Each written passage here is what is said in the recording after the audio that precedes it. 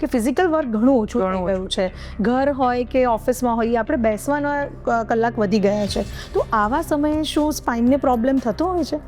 ઘણો એકની એક પોઝિશન એ બોડી માટે હાર્મ છે. ઓકે, એટલે 30 મિનિટ થાય કે 45 મિનિટ્સ થાય તો એને ચેન્જ કરતું રહેવું પડે. બરાબર. કે એક પોઝિશનમાં બેસી ન શકાય તો સૂઈ શકાય ખરું?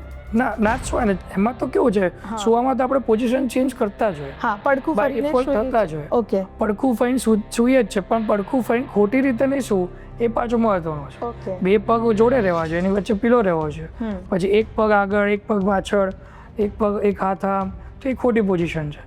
એમાં જો ઇન્જરી હોય ત્યારે તો વધારે ખરાબ થાય. ઘણા બધા બોડીની અંદર જે પોસ્ચર્સ ખોટા હોય છે એનાથી સ્પાઇનમાં પ્રોબ્લેમ થાય છે, Yes. એવું આપનું કહેવું છે? યસ, ખૂબ જ. તો શું ધ્યાન એના રાખવું માટે બેઝિક હું કહીશ ને લેમેનને, કે તમે છે ને એક તો કોબરા પોઝ, ભુજાંગાસન, એક એ કરવું જોઈએ. આપણે વાંકા વળતા હોય છે તો ભુજાંગાસન કરી લો, પછી 2 પગ વાળીને કમરથી ઊંચા થવાનું, કે હિપના મસલને સપોર્ટ કરે છે, તો એ કરી લો.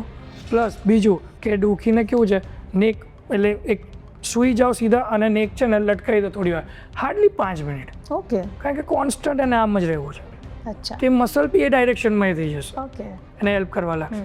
જ્યારે ક્રોનિક થાય ત્યારે જ આપણને વર્તાય છે, એની પહેલાં નહીં વર્તાય.